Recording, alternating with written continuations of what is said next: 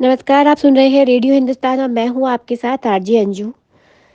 आज गुरु नानक जयंती है। जैसा कि हम सभी जानते हैं कि गुरु नानक जयंती कार्तिक मास की पूर्णिमा को मनाई जाती है। ऐसा इसलिए है क्योंकि 15 अप्रैल 1469 की कार्तिक पूर्णिमा के दिन गुरु नानक जी का जन्म हुआ था तलवंडी ननकाना साहिब में।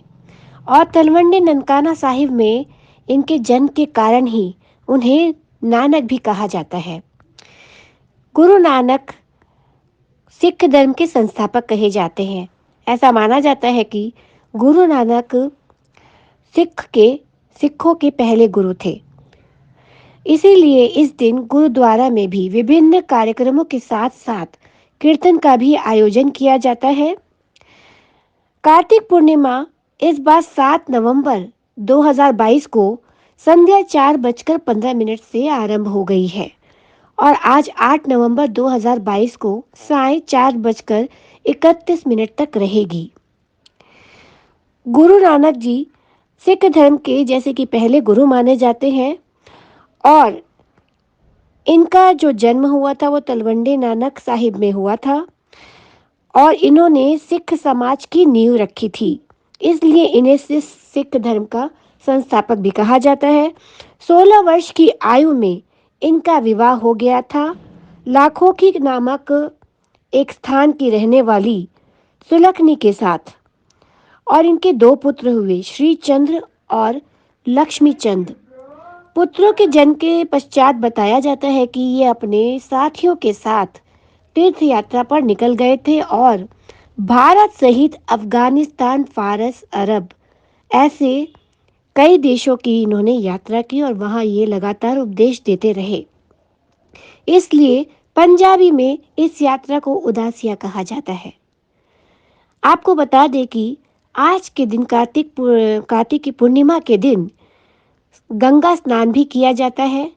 गंगा स्नान का बहुत महत्व होता है। इस दिन गंगा स्नान और दान किया जाता है और देव दीपावली भी मनाई जाती है। लेकिन आज जैसा कि हम सभी जानते हैं कि साल का अंतिम चंद्र ग्रहण है। आज से पूर्व 15 दिन पूर्व यानी कि गोवर्धन पूजा के दिन सूर्य ग्रहण लगा था। तत्पश्चात 15 दिन बाद आज चंद्र ग्रहण भी है। तो आज चंद्र ग्रहण है, इसलिए देव दीपावली 7 नवंबर को ही मनाई गई है क्योंकि ग्रहण में कोई भी शुभ कार्य नहीं किए जाते, ये तो हम सभी जानते हैं।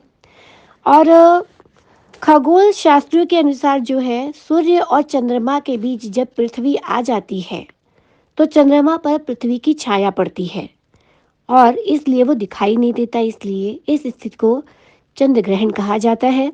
वैसे सूर्य ग्रहण हो या चंद्र ग्रहण, ये दोनों ही भौगोलिक स्थितियां हैं, लेकिन इन भौगोलिक स्थितियों का बहुत अधिक प्रभाव पड़ता है हमारे जीवन पर और ज्योतिष शास्त्र में चंद्र ग्रहण को बहुत हल्के में नहीं लिया जाता। ये एक बहुत बड़ी घटना मानी जाती है। जी हाँ, और इस बार तो 15 दिनों के अंदर ही 2 बार ग्रहण लग गया है। जैसा कि हमने बताया आपको कि गोवर्धन पूजा के दिन सूर्य ग्रहण था और आज चंद्र ग्रहण है कार्तिक मास की पूर्णिमा को। तो इस दिन ये ग्रहण लगने की वजह से ऐसी आशंका जताई जाती 15 दिन में 2 बार ग्रहण आने के कारण प्राकृतिक आपदाएं आ सकती हैं, भूकंप आ सकते हैं, मौसम में अचानक बड़ा परिवर्तन हो सकता है, तेज हवा, आंधी तूफान, लैंडस्लाइड, इन सब की आशंका बनी रहती है। देश में तनाव की स्थितियां भी उत्पन्न हो सकती है। तो ग्रहण के समय काफी सावधान रहना चाहिए। आज जो ग्रहण लगने वाला है इसका सूतक सुबह 8:10 पर ही लग गया है मित्रों। और ग्रहण भारत में सूत्रों से ये जानकारी ज्योतिष शास्त्र के अनुसार मिली है कि दोपहर 2:41 से ही ग्रहण प्रारंभ हो जाएगा और साय 6:20 पर छूटेगा। ग्रहण शुद्ध होगा और उसके पश्चात ही लोग अपने घरों में अब भगवान के मंदिर को गंगा जल से शुद्ध करके घर की सफाई करने के पश्चात पूजा पाठ, स्नान करके पूजा पाठ करने के पश्चात ही अपनी रसोई में भोजन पकाएंगे। सूतक काल में जो अशुद्ध काल माना जाता है उसमें भोजन नहीं पकाया जाता है और जो भोजन पका हुआ होता है उसमें सूतक लगने से पहले ही कुश या तुलसी के पत्ते डाल दिए जाते हैं ताकि वो खाद्य पदार्थ अशुद्ध ना हो। और उसे आप सूतक काल में खा सकते हैं। और ग्रहण के वक्त कुछ भी नहीं खाना चाहिए।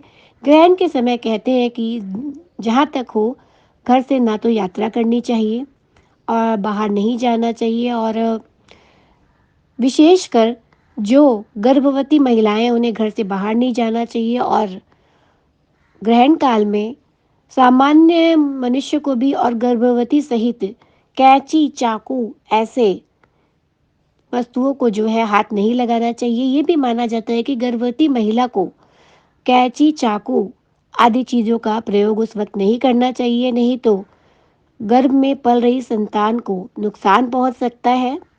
अ, ऐसा भी माना जाता है कि कई बार इनके प्रयोग से संतान के कभी होठ, कभी किसी अंग पर कुछ कटाव भी देखे जा सकते हैं उसके जन्म के पश्चात।